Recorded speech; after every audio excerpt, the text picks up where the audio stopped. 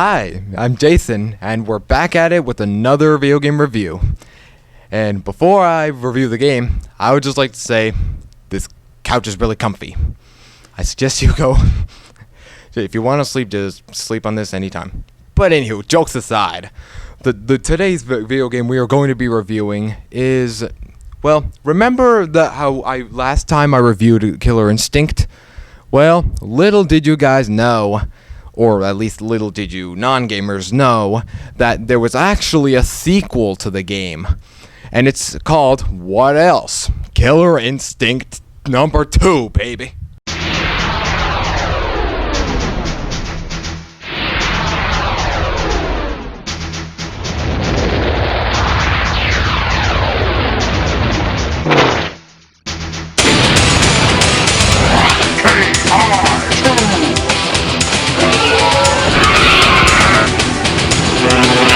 Now, I know, you all know that from the last review I made, I left out a lot of things, like the name of every single character from the first game, who made the game, who published the game, all of that stuff.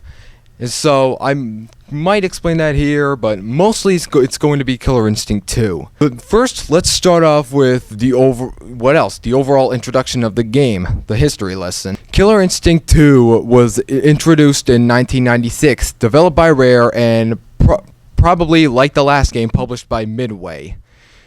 And like the last game, it takes some good old mechanics from both Street Fighter and Mortal Kombat and puts them together, and you basically get Killer Instinct.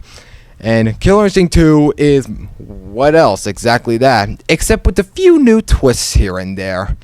So, with the history lesson out of the way, let's get straight into the gameplay, shall we? First, before we get to the gameplay, allow me to explain some other things I forgot to mention, like the evil organization from the first game, Ultratech.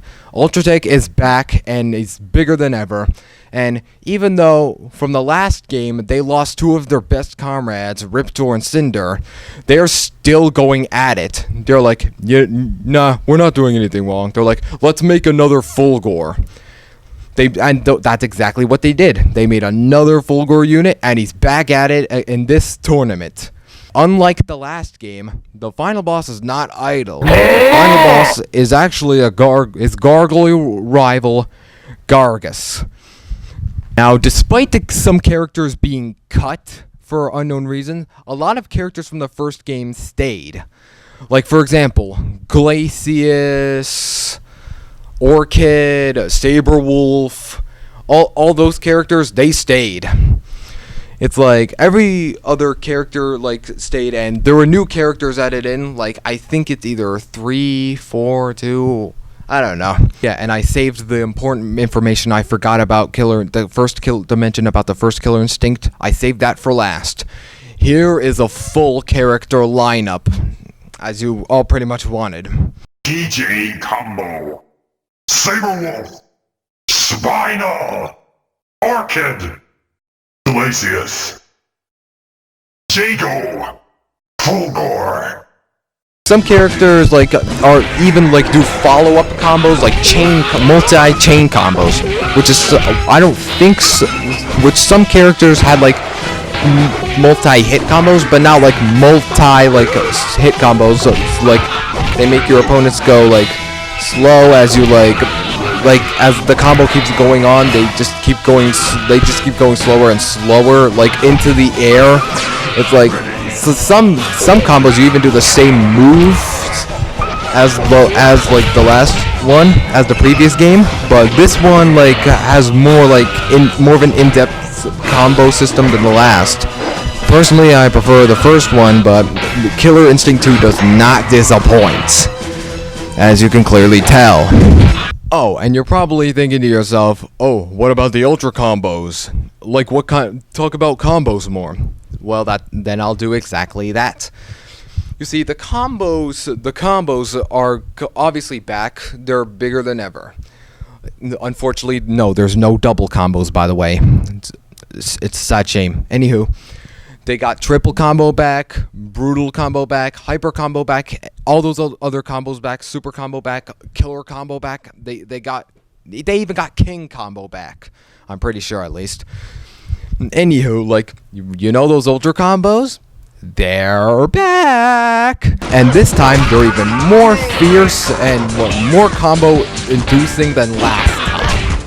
And in case you're wondering how they go, well, let's just say they go a little something like this.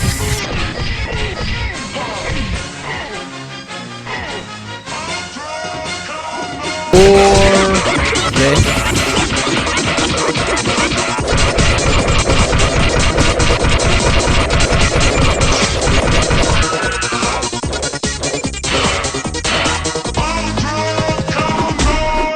Or a little hot, spicy touch of this.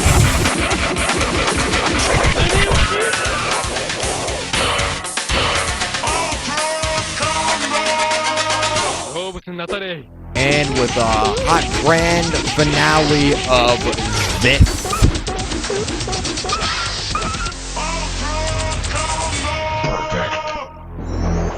So yeah, if you couldn't tell already, the combos are back in, like, they're bigger than ever, and they are more, like, rage-inducing than ever, as you can clearly tell.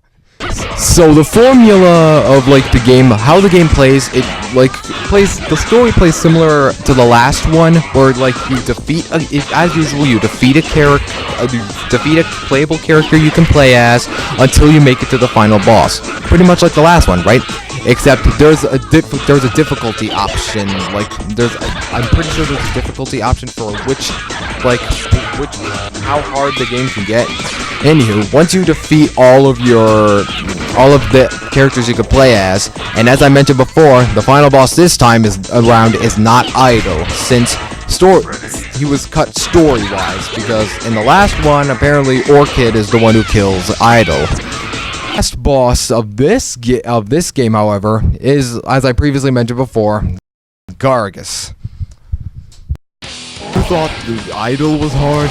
Then oh boy, you are going to rage, literally like rage your entire pants out when you actually fight Gargus. Because oh boy, this boss is so rage-inducing. Gargus is very, and I mean very, versatile. He doesn't rush at you like Idol does, but if he does uppercut you, it is sure to leave a mark. And something I forgot to mention with that Idol also had was a healing factor. Like Idol, you can only, and I mean, there's only one way you can defeat him. Only one way. Unlike Killer Instinct 1 Arcade, where when you're facing against Idol, all you had to do, if you drain his life, you can either uppercut him or hit him. But even if you hit Gargus, even if his life is completely depleted, if you just hit him, he won't go down. You need to uppercut him. That's the only way to defeat him. So pretty much, and if you do uppercut him, he's still similar to Idol, except with Idol, he literally falls into lava, then he sets on fire. But Gargus, he literally bursts out in flames as he drops down into the sandy bottom. The rest of the cutscene plays out. He then lands on the ground and explodes, and then you feel 100% satisfied. This is where the interesting part comes in, because unlike the first game, there are actually multiple endings. And by multiple endings, I'm not talking about the whole Idol thing. I'm talking about character-wise. Character-wise, you could get a different ending for, like, if you kill a certain person or not.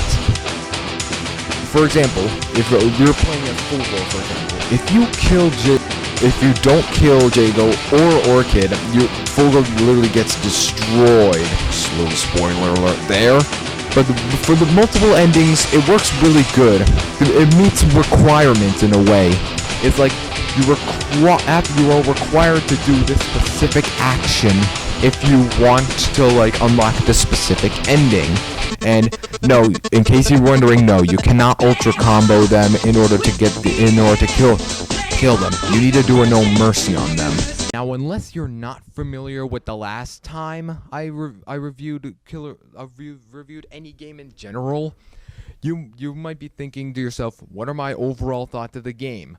Is it good or is it bad? And to be completely honest with you, I have to say it's once again it's good.